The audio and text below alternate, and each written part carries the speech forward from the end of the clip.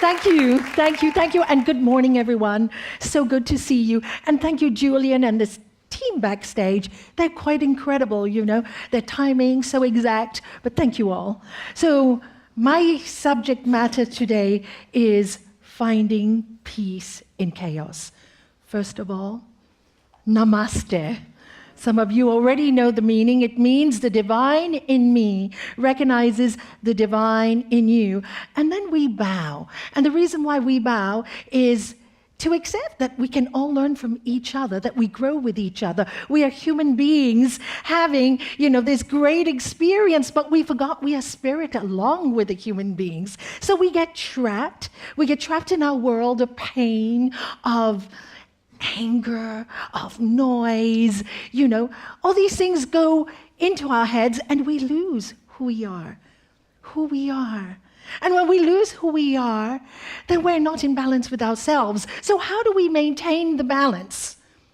By constantly remembering that the outside world is our movie theater. Yes, Shakespeare was absolutely right. He said, we are all but actors on a stage. And what a stage, and what a stage. And isn't it nice to know that we can act? So we can put on many costumes. So long as we have the peace inside, we can put those costumes on. But when there's no peace inside, what happens to us? We think we are the costumes. So if the costume gets torn and broken apart, we get torn and broken apart. And the spiritual teaching is, do you know, guys, we're much more than that. The yogic teachings talk about the self with a capital S. What is the self? Some people call it God. Some people call it Jesus. Some people call it Shiva. Do you know? The Psalms say, be still and know that I am God. So when Moses was on Mount Sinai, he asked, who are you, God? And he went, I am that I am. My spiritual master, Sri Swami Satchidananda, says, guess what you start with? What do you mean, Gurudev? I am your name. I am Nalanie. So who is the I that lives in you? When you understand that we are spiritual beings traveling this beautiful earth, and it is a beautiful earth until we fill it with fear. Why do we do that to ourselves? Because we think the outside world is us. It's not us.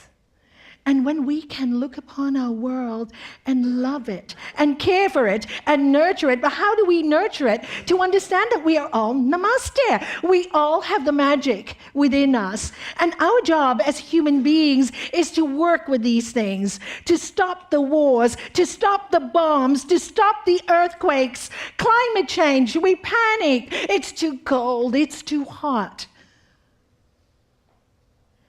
And the yogi says, learn to balance within all this trauma. Learn to balance. Today I see so many young kids, so many divorces, as you all know, and they're so troubled. They're so broken. I see kids that self-harm, and I teach them that the world is not about their parents. Yes, their parents bring you up, and things go wrong. There's nobody to blame. Find yourself, make yourself. Don't blame anyone. Because so long as we in blame, we cannot be the silence within. So how do we do it? We stop all the noise. Facebook. Technology is great, but don't get sucked up in it. Stop a moment. Find your peace. So there is a solution. And the solution is really quite simple. And I'm going to ask you all to kindly sit up on your seats with me, because it'd be really great, when the world is so chaotic and you're so frightened and you feel so lost and there's no one to turn to. You don't have to go and get a tablet. What is it going to do? It's going to delay your process. You have to sit down and watch your mind. What's going on in your mind? What is going on there? If you can watch your mind think, you can fix it. Just like when you take photographs And your camera, you can delete the ones you don't want. And we can do the same thing with our minds. We can delete the viruses we don't want. Isn't that great? That is our God-given gift. That is the silence within. That is the I am within, who will give us everything we need along this path. Everything we need. We just have to ask. In the Bible it says, ask and you shall receive, seek and you shall find, and knock and the door will be open to you. And you know what? That is so true. You all know that. If you don't ask, you don't get, right? If you're hungry, you have to ask for food. Children ask for food when they're hungry. You don't get. See, the problem is we seem not to know what to ask for. What to ask for. We've forgotten who we are. So we ask for a bigger home, a new computer, a better job, more money, and we forget to ask for peace. And I think my spiritual master gave me the best lesson of all when he said, Nalanie, make peace your God. Don't allow anything or anyone to take away that peace, not even God. And at that point, I went I had this great belief of this God at that time, and I still do. But my God now is very different. My God now is a God of love. My God now is not one that punishes us or hurts us or gives us presents when we do good or bad. No. My God is one of love. And I read the scriptures, and the scriptures are old Vedas. They tell us, where is the Lord of love? Deep inside the hearts of all is the Lord of love. Bhagavad Gita. The radiance of Buddha shines in the hearts of all. Buddhism. And then, my favorite from the Upanishads, the Lord of love, no larger than a thumb, lives in the hearts of all. And there it is, in the hearts of all. Love, love, love. So, when we work in goodness, we contact this energy called love of self. We actually make a contact, and this is where prayer happens, What are prayers? Strong, powerful thoughts. As you think, so all of you know, you become. So, like I said, sit up, take a deep breath with me, and exhale. Close your eyes. See if you can watch your thoughts.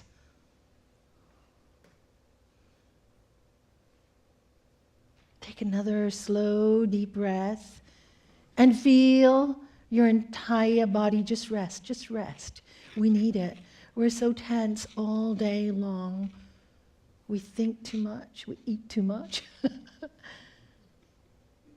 Just be.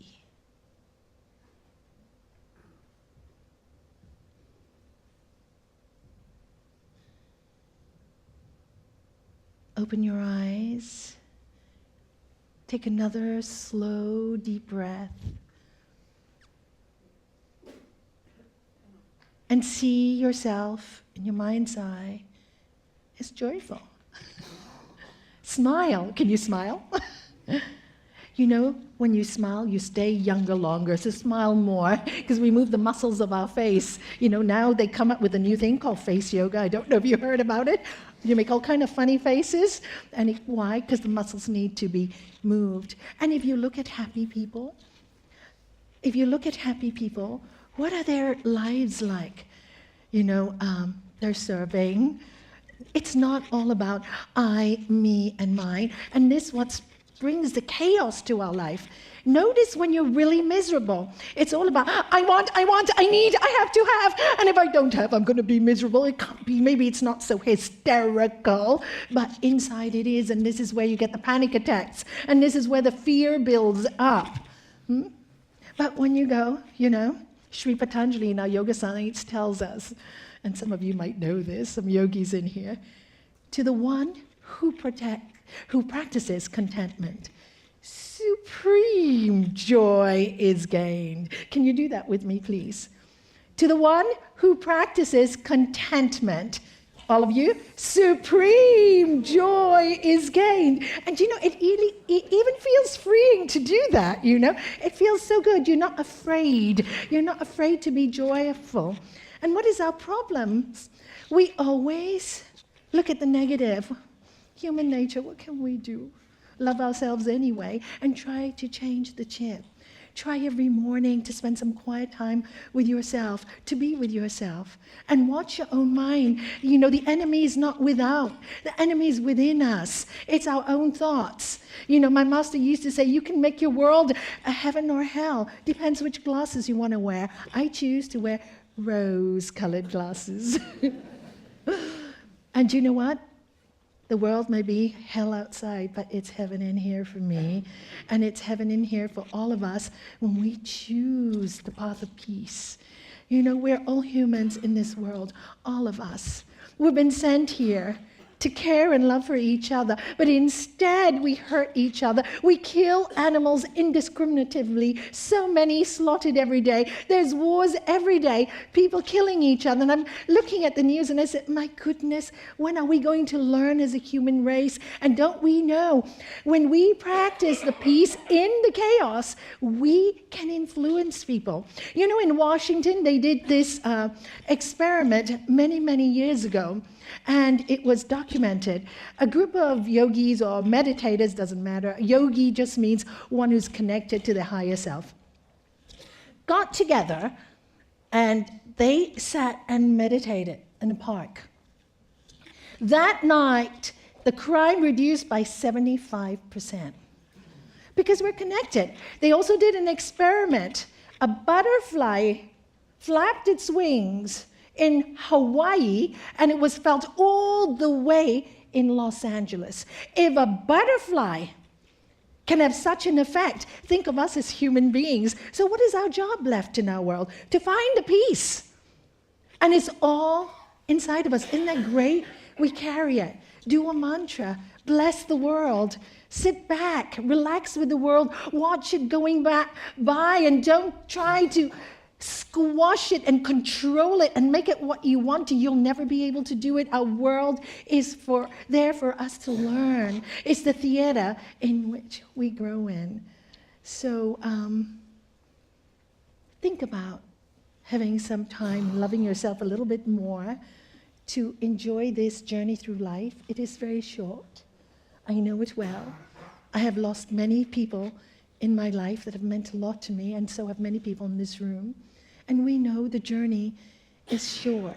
Don't waste time hating, being angry. Drop it.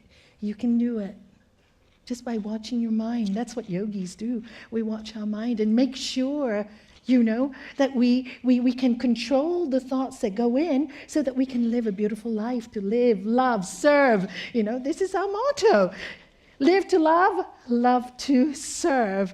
Because then you're not into the I, me mind that makes you so kind of agitated. But my goodness, what can I do to make my world a better place? Can I create what they're doing here today, the culture, music, dance, art. There's so many beautiful things, beautiful faces. Everybody is so beautiful. Anyway, with that, I will end my talk. And I want to thank you all for listening to me. And I would ask one last thing. Could you all join me in a mantra?